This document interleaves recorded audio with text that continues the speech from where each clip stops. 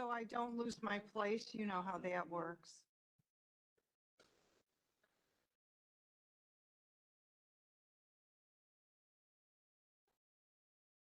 Hey, where is my agenda? There it is, August 6th. Thank you so much. Okay, I'd like to call to order the Will County Legislative meeting. And Vince, would you like to lead us in the Pledge of Allegiance, please? I pledge allegiance to the flag of the United States of America and to the republic for which it stands, one nation under God, indivisible, with liberty and justice for all. Thank you, Vince. All right, can we have a roll call, please, Perla? Mueller. Butler. Here. Schlapman. Here. Diaz. Logan. Present. Revis. Berkowitz. Here. We have a quorum. Thank you. And approval of minutes. Do I have a motion? Motion Dean Schlotman. And a second? Second Diaz. Roll call, please. Butler. Schlapman. Yes. Diaz. Yes. Logan. Yes. Revis. Berkowitz. Yes. Motion carries. Thank you, Pearl. All right, miscellaneous legislative reports. We've of no presentation from ISACO, and I didn't see anything from them this month. Did you get anything in your? I have to take a look at my folders then and see if it went to another folder. All right, did any committee members have any comments regarding any ISACO? Okay, next up, old business. And for the federal legislative update, I see Catherine. Hi, can you hear us? Hi, how are you? Wonderful. Thank you for joining us today. Thanks for having me. So it's just me this month, and it's fitting kind of that I'm under old business because there's not a whole lot to report for Congress right now.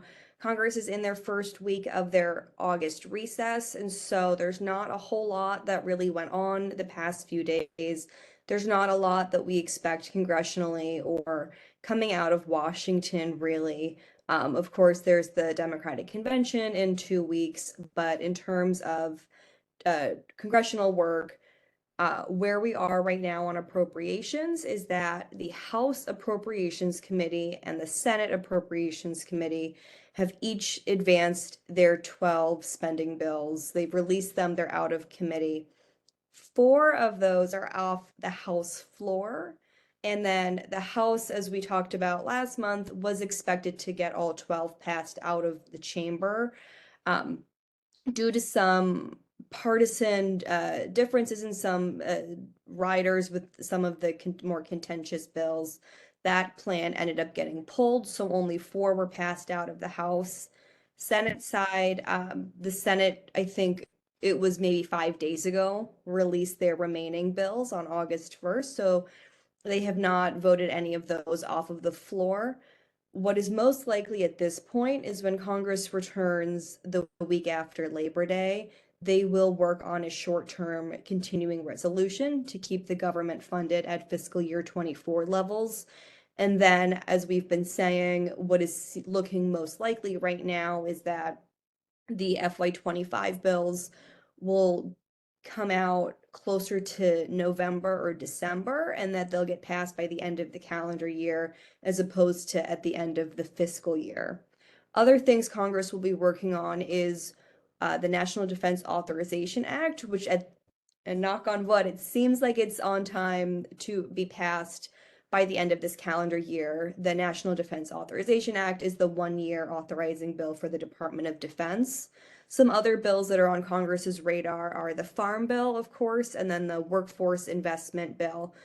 Both of those existing authorizations run through September 30th. right now it's looking like there's going to have to be a 1-year extension for both of those bills. It's possible WIOA could pass, but there are definitely provisions within the House version of the Farm Bill. And I say that because we don't have the full Senate text. We just have the Senate's framework, but there are provisions within the House Farm Bill that the Senate agricultural leadership has indicated they don't support.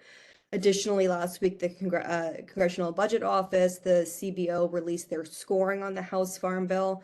It looks like it would increase federal spending by, I think it was about 30 billion over 10 years. And so it's just possible that there'll have to be more negotiations for bipartisan agreement. And just timing wise, I'm not confident that those negotiations could occur by the end of this calendar year, hence the 1-year extension. Also on Catherine? Congress, yes. Catherine, can I ask you a question about that? What would increase the spending approximately 30 billion? What is it in the bill that would create that? I'd have to go in and double check what the CBO's report is. I believe it was just based on there was a lack of sufficient offsets to make that it more budget neutral. I don't believe that it was one provision or, it wasn't a handful of provisions in particular. I don't believe it was just sort of the overall spending structure. But Okay, but they will push it forward 1 year from September. They will do that. I think that's the most likely situation right now. So it would be extended until September 30th of 2025. Thank you.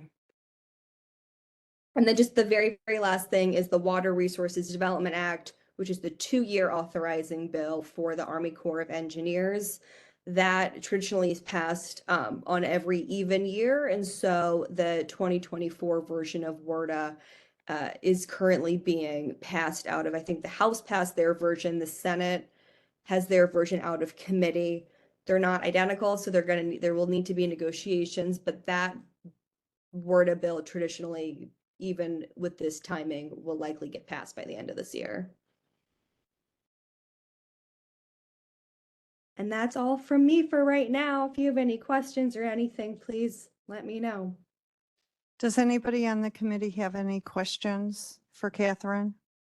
Okay. Catherine, thank you. We value your time and appreciate the information. And any questions in the future, we'll send those out to you via email after today. Thank you.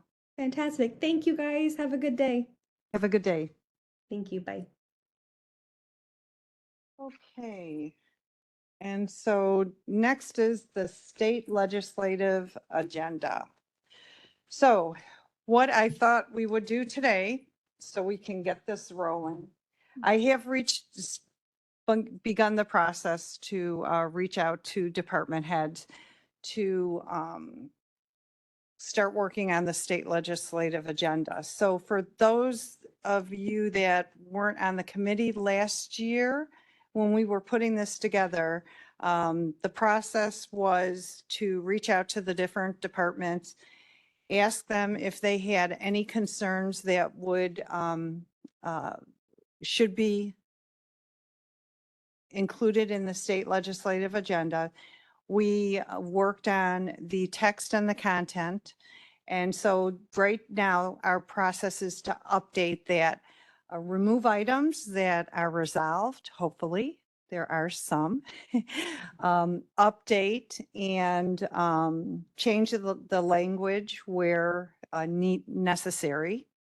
And so if you've got your copy with you, we can start to go through it, and then we will need to do this and then next month build on that as well, so that hopefully we can get this done probably, what's our goal?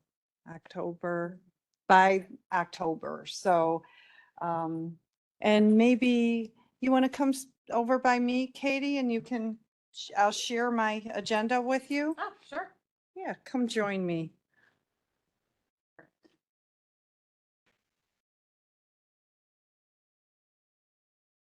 smooth.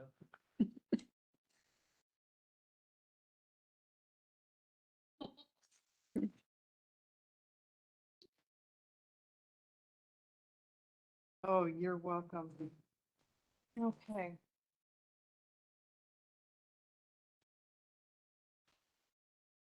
So on page 1, we've got the first item, House Bill 4526. I did uh, call Representative Haas's office a couple weeks ago. Their response was that this is not changed, unfortunately. Actually, wait, hold on a second. That was for the fire. That is, I take that back. That was not that particular bill. We've got the community care, solar facility setbacks, county board compensation, and county executive. Has anybody been able to reach out on those or have any feedback? Okay, so would a, Mark, let me get you on here. What are you, number 7? Oh, yep, 7. Is it Nice on? job. Okay. Good job. All the bills numbers are going to change when everybody gets reelected or elected in November, because it'll be a new General Assembly. So while bill numbers are maybe important later down the road, right now I think concepts are the most important thing to get in there. I don't necessarily know how everybody else feels about the county board salaries part. I didn't want it in there the first time around, and I mistakenly voted on including it when we were going through the process in front of the full board. But I think we could maybe remove that for this year. I know it's a contentious item for our fellow county board members, so maybe just excluding it and letting it be done on the board is the appropriate time, because, you know, when we put it on a legislative agenda, we're going to the state and saying, hey, can you help govern this better for us? Because the current laws in place don't work. So maybe we remove that entirely and then, you know, let the salary debate go on the county board level as opposed to in a state legislative agenda.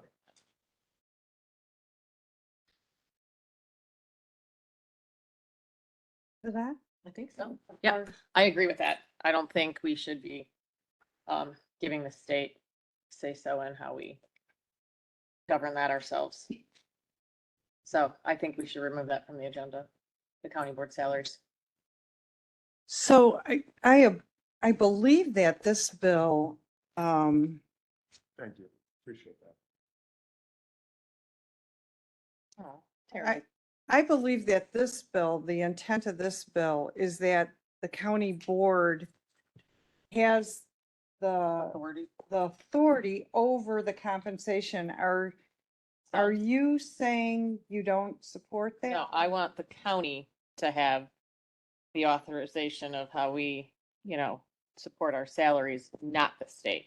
If that's what it's saying, I agree with Yeah, county that. board. Yes. Okay, Mark. Yeah, What do you? but the county board gets to decide already as it is on salaries for county board Mhm. members. I don't think that this should be included, and especially considering this is a bill number already. So a senator or a representative is going to have to take this same concept, put it into a bill and refile it again when the new General Assembly takes place. So I think we just remove it entirely. And then, you know, if another member of the General Assembly ends up filing a bill like that, then we could talk about adding it in. But I just don't think it's something that we need to proactively look into next year and say, we need our lobbyists working on this type of idea, because it's just proven to be a divisive one. The last time we had a vote on it at the county board, we walked out, which, you know, I still stand by that, but I'm just saying we shouldn't, like force it onto the legislative agenda when it's already been proven to be divisive. Okay, thank you, Mark. Dan, did you have a comment? Yeah, I'd just like to go on record as actually agreeing and supporting with Mark Revis 100% on this point. Jeez. Okay, thank you. Judy? Oh, sorry, I forgot to hit the on button. I do that myself. Okay. Okay, so when you guys are looking at proposed bills and resolutions, you should look to see if this is a concept that you want to move forward with. Then our lobbyists would find a representative to take that position forward and file a bill for next year, because as Mark says, the bill numbers all change. So when you're talking about, what is it, SB 2813, what this bill was allowing, right now, the county board chair can be given more, a higher salary or different salary, I should say, than county board members. What this is doing is allowing to have the leaderships get a larger salary as well. Actually, all it is saying is provides that the compensation set before the general election at which county board members are elected allows county board chair to receive a larger salary than other board members upon approval of the county board. So that's at the county board level. Provides that county board members and the county board chair may receive, as approved by the county board, travel, which we get travel, expense allowance, and stipends. We don't give stipends to anybody. So they're looking at getting a stipend, and I think the intent was that those that supported this was a stipend could be given to somebody if you chair a committee, if you are the Democrat or Republican leader, minority, majority leader, depending on all that, and whips. So stipends could be given to those. So that's what you guys should look at. What part of this concept do you like or don't you like? So we do keep that. That is under control here at the county board. This is just putting legislation forward to allow other things to happen. Right, exactly. And that's why I was curious, is there something in there that you object to? Yeah, I don't think, me personally, we, our people who are elected to these positions shouldn't be doing them for compensation and additional compensation that they can earn along the way. It should be done from a place of passion, trying to make the community a better place. So in that regard, I'm against salary increases for Will County politicians. So in that regard, I do not support this item. When this was included in the Will County legislative agenda the last time, I accidentally voted on it because we weren't paying attention. It was a very contentious meeting, and I actually wanted to go back and change the vote, but from longstanding practice, we've been told we can't go back and change votes, which is fine. I made the mistake because I wasn't on my toes when it first came across. But anyway, the point remains, I'm not in favor of salary increases for any of our elected officials. This leans towards a salary increase avenue for elected officials. I think we've proven that it's a divisive topic on our county board, so it should be left off the agenda, legislative agenda entirely. Okay, so Mark, when you read this bill, I'm sorry, I'm trying to do two things at once and I'm not succeeding. So this bill does not increase salaries.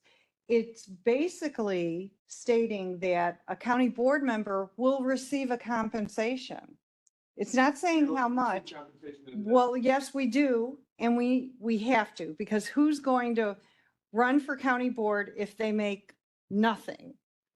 So this bill is stating and acknowledging that county board members will receive compensation. But it's not saying that we are increasing compensation. In addition to that, this bill, we supported this bill because it gives us the opportunity to say that our county board chair, they deserve and they earn a higher compensation. And I believe we should have that right. And that's why I supported this bill. So this bill is not saying that Will County now can go out and increase, county board member salaries by $10,000. It's not saying that. It's just acknowledging that we do get compensated as county board members. If I may, since you were directing that to me, I actually think that it does. You're not on. Oh, yeah, hold on just a second.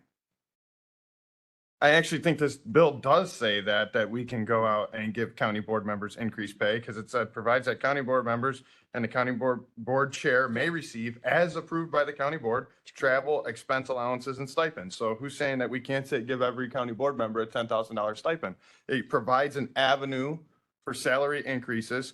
And by the way we're talking about this bill, it's just, if we're voting on this bill would just be something that we're telling our lobbyists that we want them to support concepts like this and let us know about future bills filed with similar concepts. It's a concept that I don't support. You guys may, but I disagree with what you said. It definitely does allow us to go along the lines and increase pay for county board members, and that's something that I don't stand by. I'm not saying you're wrong, you're wrong or in a bad spot if you do, but I just think we should remove this concept from the legislative agenda, and I'm going to stick to that. Yes. Mark, Kim is going to respond. I'm just trying to turn that. Just so everybody is clear that the authority for the county board to receive compensation is given by state statute. This is currently what the state statute says. Without the state statute, you would not receive any compensation at all. So you can't get compensation without the state statute in hand. The state statute currently reads exactly as this portion reads, with the exception of the word "and stipend." Everything else is exactly the same. So I just want everybody to understand that that is what the inclusion is in this situation, to allow, and I believe the argument had been that, to allow for leadership or committee chairs or whatever, should the board decide to give them a stipend, they could do that. But without that being in the state statute, you would have no authority to do that at all. Thank you, Kim.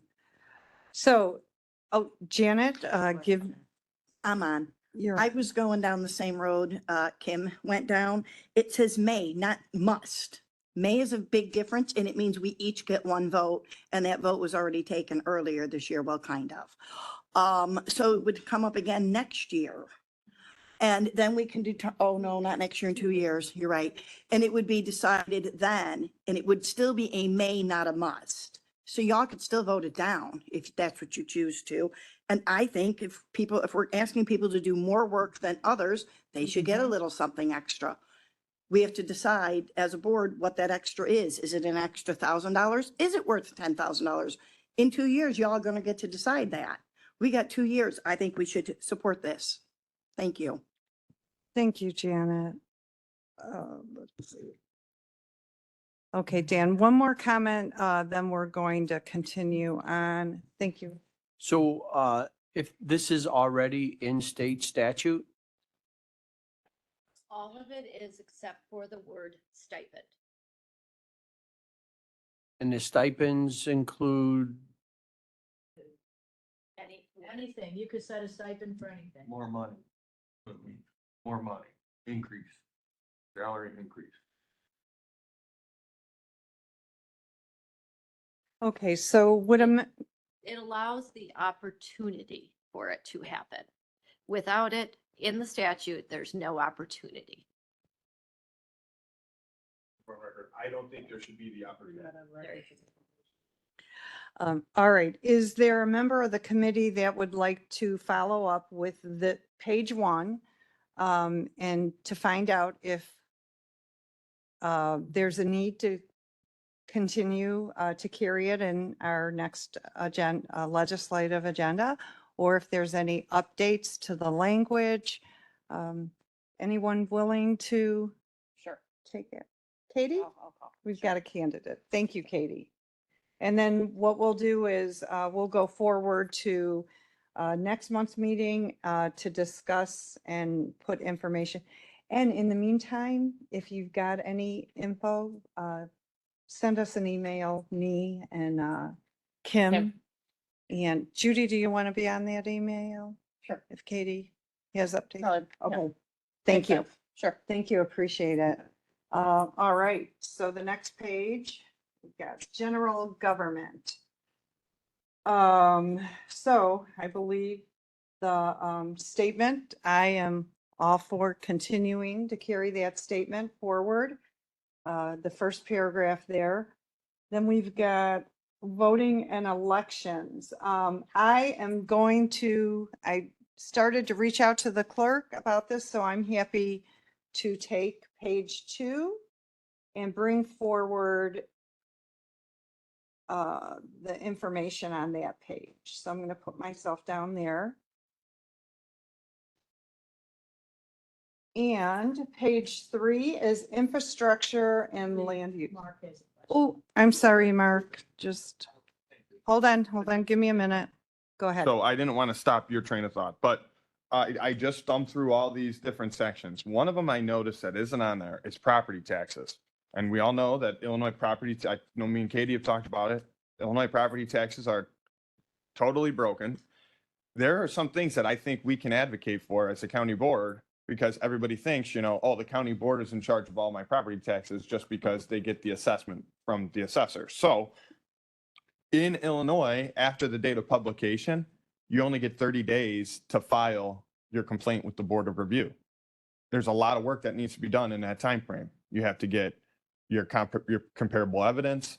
You have to, all this stuff about your assessment. So I think we should look at maybe working with the supervisor of assessments, advocating for a bill that gives people more than 30 days to appeal their property taxes. Say like 90? Yeah, and So- specifically, or maybe not 90, So- 90 might be a lot of time, that's 3 months, but 60 days I think is a good start. Maybe we start at 90 and go there. I don't know what the day is. The legislators in Springfield would have to figure that out. We'd have to find someone willing to carry the bill as it is, but Okay, So- Mark, excellent point. So what I'd like you to do is I'd like you to reach out to the assessor, totally. talk to him about this, and then you can bring it forward either next month, or I don't know if we want to put it on a different committee, but are you willing to do? Totally. Okay, totally. thank you. Thank you. Appreciate And- that. Thank you. All right, so then I've got page 2, then we've got page 3, which in infrastructure and land use. Dan, that looks like a great fit for you. What do you think? Okay. If you've got any questions about what's on this, in this category, reach out to me or Judy. So we're gonna do that. Dan's got infrastructure, and then public health and human services.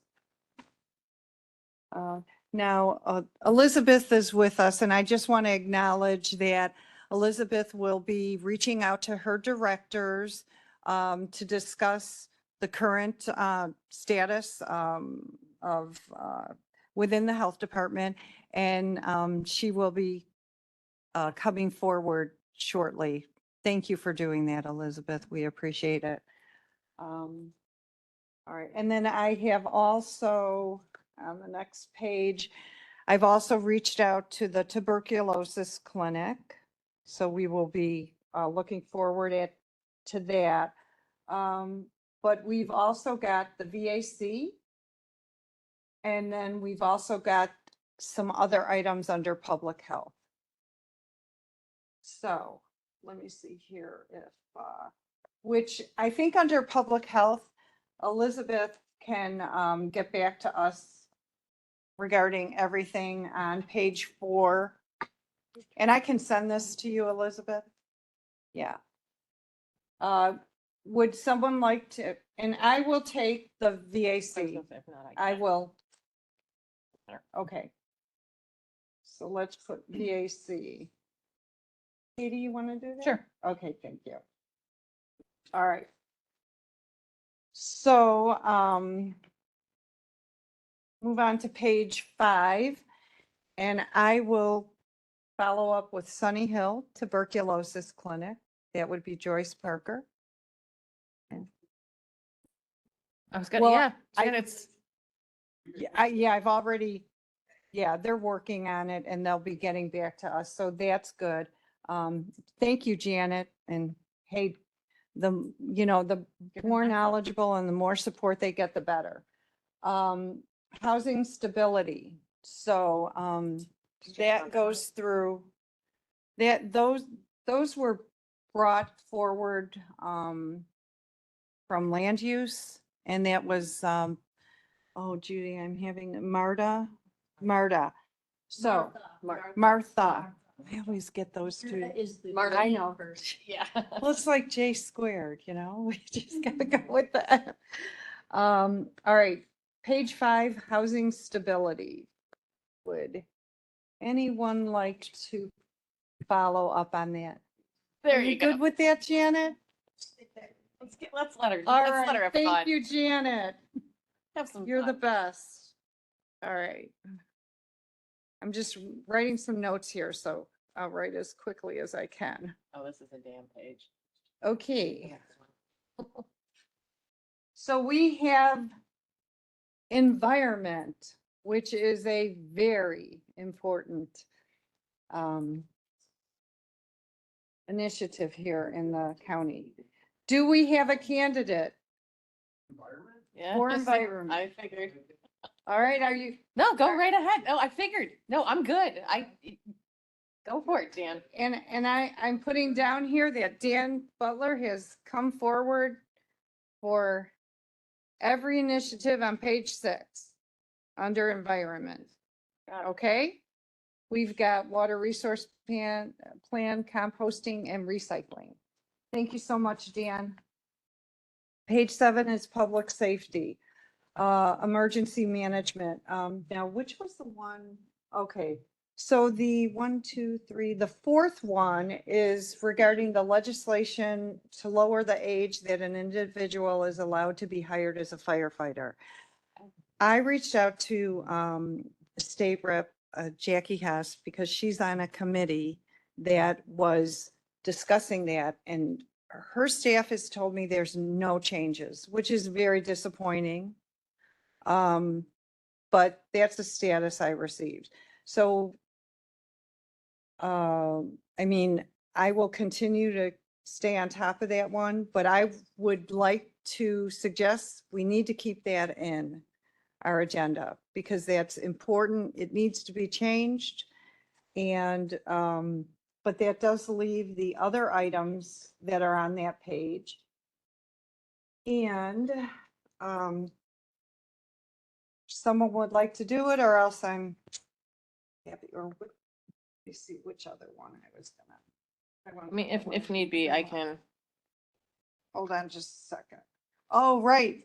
Micah's not even here today. You know what? But you could still. Mike look is at the it if you vice wanted to chair. public health. I mean, Meta. Oh, this is the second time I've confused our M's today. M&M. Meta. Why? I don't think Meta would mind if, No, she would. Meta- PMA on that. all right, I will sorry, Mike, I was thinking Meta. So we're going to ask Meta if she would be willing to take page 6, and I'm sure she I mean, would. 7. They can Page contribute. 7. Or page 7, Page 7. page 7. Okay. All right, thank you. No, that's okay. Page 6 is done. Okay, hold on. I'm just writing notes here, everyone. Okay, so public safety, our state's attorney was critical to working with us on this. Mary, would you like to comment or?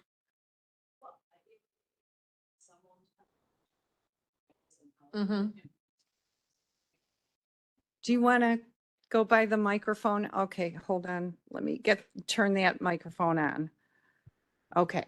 If you'd like to have someone come in and talk about how the implementation is going and, Yeah. you know, where there maybe are some glitches, I think probably bringing someone from the criminal division, they will have more information and be better able to answer Okay. your questions. So what we would want them to do is, they've got a copy of what is on our agenda, review that, come to us with the proposed update in as finished form as we can so that we can discuss it. So what you need is, as Mary had suggested, we need to hear from the state's attorney to find out how this Safety Act has impacted them. Not anything with this, because things can change here. This was just a small, there were a lot of things that came forward. I think we had like 10 maybe items. We tried to get these three through. But now that the Safety Act's been in place for a while, they'll have a better feel for what the impact is. So they should give a report as to what the impact was. And then you move forward on that after you hear what they have to say. Because probably people on this committee would say, oh, I think it makes sense then that we would do something to support this or oppose that or something like that. So that's probably what you should do. Not necessarily what's here today. Because we've learned Right. since, at this time, we knew Exactly. nothing. It Mhm. was new. So now we've learned how it's impacted us as a county. And should we plan on having that I would do that. discussion in September? I would Yeah, do that. All right, so, thank you, Mary. You're welcome. Just a minute, Dan.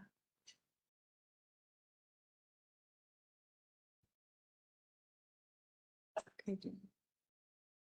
Dan, your mic I is just on. had a question about requiring the Illinois Supreme Court to issue statewide approved forms for petition to detain. What exactly does that all, is that a response to something in the Safety Act or is that different? It is. So Does that have to do with the warrants that they weren't issuing anymore? or- no, so at the very early stages of after a person has been charged, then a decision, if it is a detainable offense, they actually have to be brought before the judge and the judge will make a decision as to whether they will actually be detained. And there are various forms that, have to be prepared for that. I do not know if they have already done that. So that's one of the reasons I suggested we bring someone in from the criminal side who can tell us, where progress has been made on this, whether there have been changes, where we see, perhaps the biggest challenges, maybe we need a little bit of refinement here or there. It kind of sounds like, when they did the Safety Act, the ability to put out warrants for people not showing up was one of the big concerns because you could be out of state, you could get arrested and then you get let out that night and then never come back to Illinois for 5 years and not have to worry about it. So this gives the judge the ability to say, we're gonna have to detain this person or. Well, there are two different issues. Warrants and the detention hearing are two different things. So under the original version of the Safety Act, judges could not issue warrants.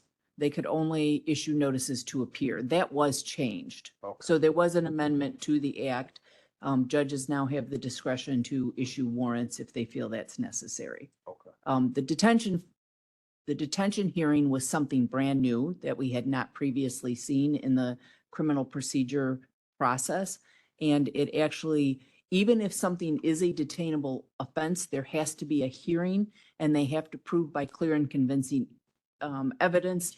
And there are a variety of things that, they could require them to be detained, but basically my recollection, and this is why I prefer that you have a criminal assistant here, is they'd have to be a threat to an individual person. There's been some conversation of whether they have to identify the person or whether it can be a larger group of people to determine whether or not they have to be detained. And if they don't meet the criteria, well, then they're not detained. They are let out, even if it's a detainable offense. So that hearing has to happen within 48 hours, I believe, of their arrest. Okay, thank you. Okay. Thank you, Mary. Okay, then, so we have, if there's any questions about anything here, don't hesitate to reach out to us. And then we've got, one more page here in the very back.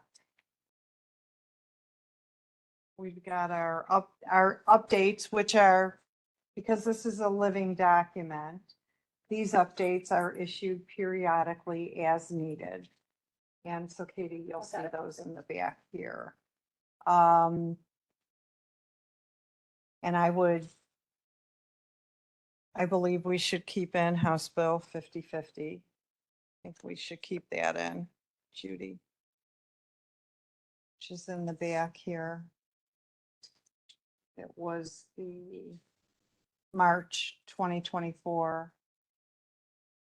And then will those carry forward? Will we, or they don't?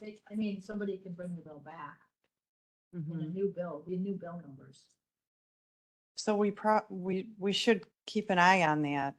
We should. You have oh, the fall.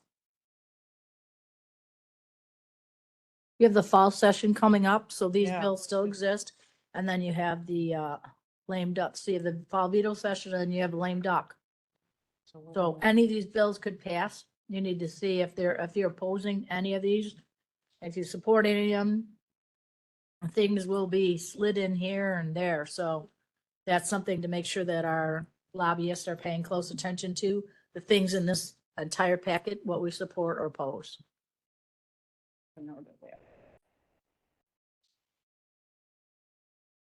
Okay.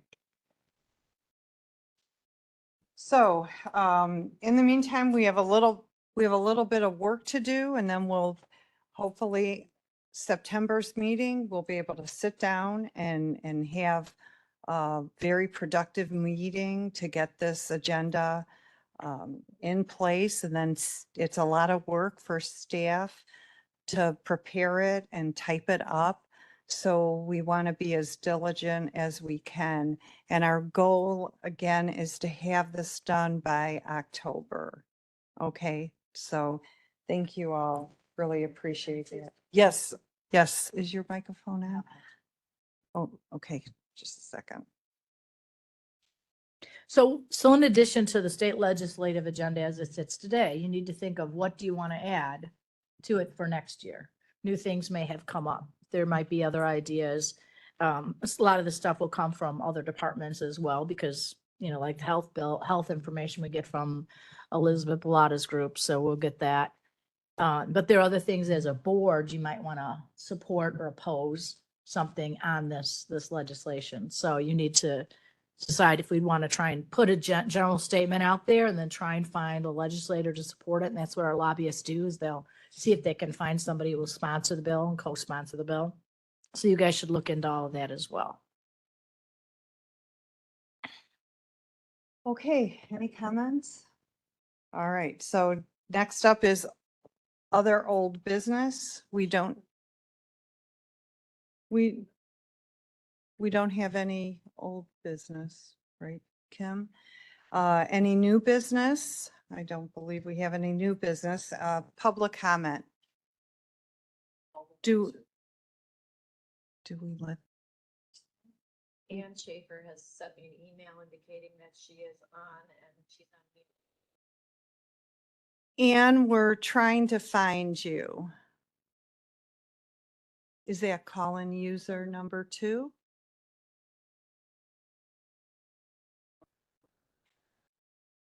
Anne, can you try to log in again?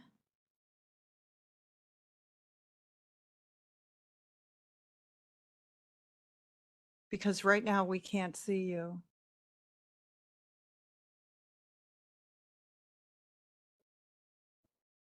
Okay, that might have been her. Mm-hmm. Mm-hmm. So she's probably trying to log in again.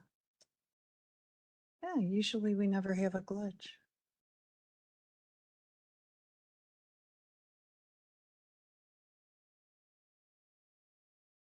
Okay, we're just giving her a minute to see if she can get through.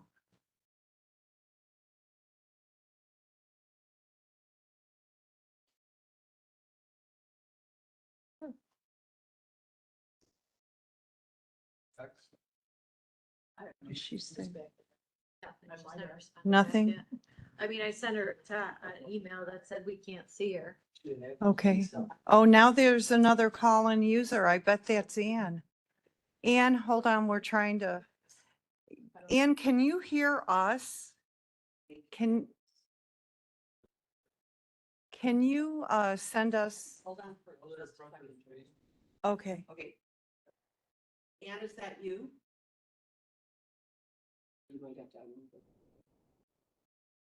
She has to unmute herself. Oh, Ann, can you unmute yourself? There you go. Can you hear me now? Yes, success. Thank you. Great. Absolutely. Sorry, I don't know what happened there. I've been here the entire time. I tried to chime in, but it didn't work. Judy, thank you for your explanation of veto session and lame duck. You were spot on. Veto session is November 12th through 21st. Lame duck session dates haven't been announced, but they could be somewhere in the range of January 2nd to 7th. So your explanation was exactly right. And January 8th is when inauguration will be, and that's when the new bill numbers will start from scratch, just as Judy and Mark described. So I just wanted to let you know I'm here. If you'd like me to offer any other comments or answer anything, just let me know. Okay, thank you, Ann. You know, I haven't had a chance to send you a note about this, but I did have a concern about House Bill 4488. I was going to look into that this morning and I didn't have time.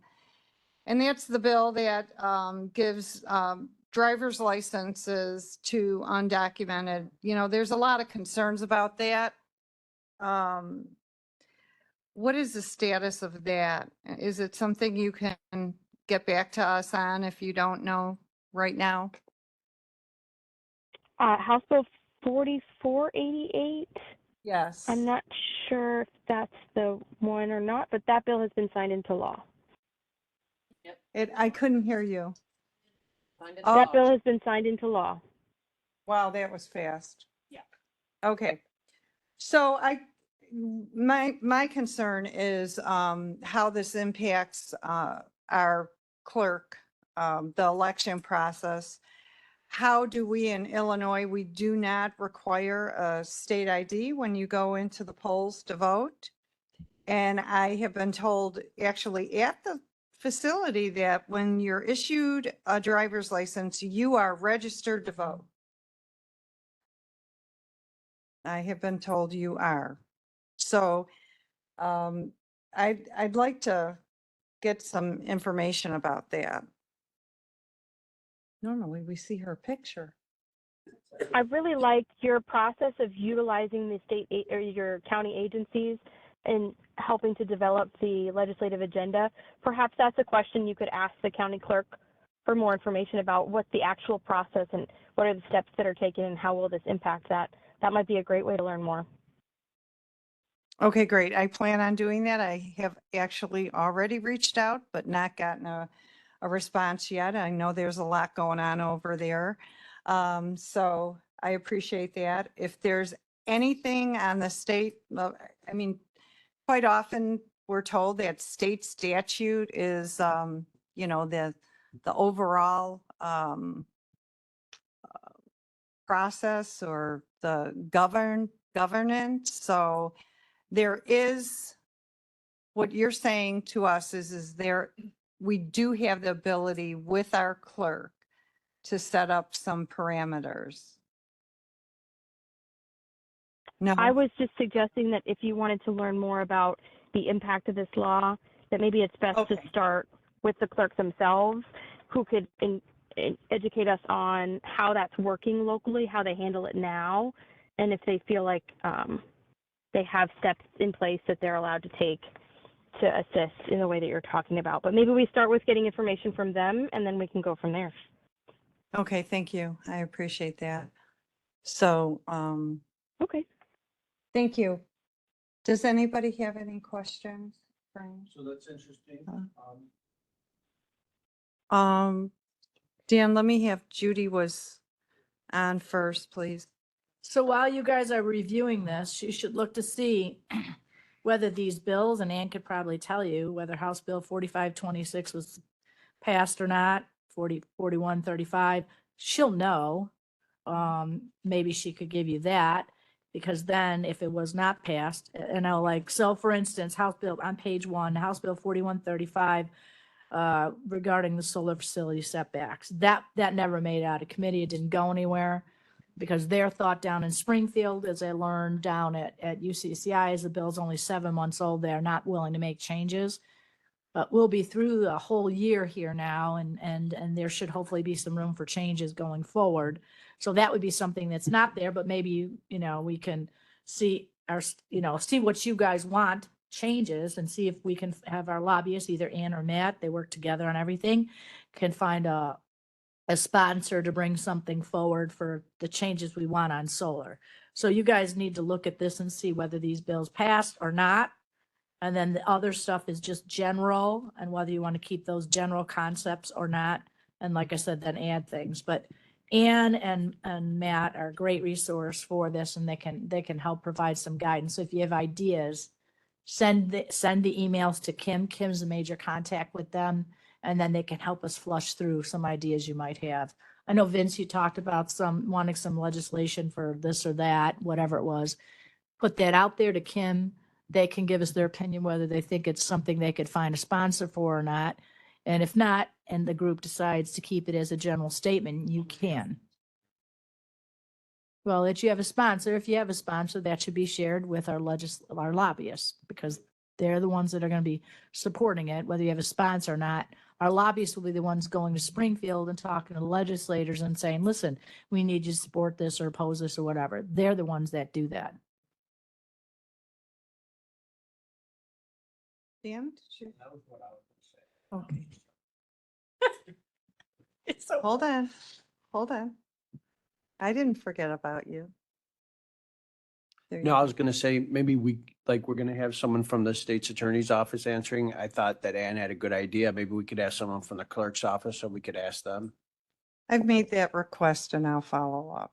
Yeah, thank you. Thank you, Dan. All right. So I think we were at I forgot to do my checking again. So no new business. There's any public comment? Is there anyone in the audience that has public comment? One more time, any public comment? None noted. Announcements, reports by chair? No announcements at this time. Julie, may I interrupt? Yes. Yes. Thank you. I just wanted to offer the information about the state Senate transportation hearing. Originally, they had talked about that being Thursday, August 8th, but they have now set that for Friday, August 9th. They're doing a series of hearings throughout the Chicagoland region and one in Springfield over the late summer and fall to discuss the state of transit in Illinois, understanding that there has been a report that reflects that starting next year, there will be a $730 million shortfall to regional transportation. And that's an annual amount. And so they need to make up those funds in addition to finding new funds if there's any expansions that anyone would like to see happen. And so they're talking about all different aspects of transit at these various hearings. This week's hearing is the one that's designated for the DuPage, Will, and Kane County region. It's going to be held at the Naperville City Hall on Friday, August 9th at 10 a.m. So we will monitor that for you and let you know how the discussion goes. But it's just an update on their ongoing hearings. They'll be doing those through September, possibly even into October. Okay. At 10 a.m. And That's correct. you'll be able to provide us with an update if we're not able to attend any of those Yes. sessions. I know on Friday it's the Far Bureau tour, which they planned months in advance, and they base a lot of their expenses that day on who's confirmed. So it's kind of hard to just say, well, can't show up. So that Completely understand. yeah, that's unfortunate. Bad day for Will County Board, that's for sure. All right, well, thank you for that. I appreciate it. Is there anything else that you'd like to share with us? That was my only other update. Thank you. Okay, thank you. Have a wonderful day. You too. All All right, so we've got executive session. Is there an executive session? And well, do I have a motion to adjourn? Second. All in favor? Aye. And then our next meeting is scheduled for September 3rd, 2024 at noon.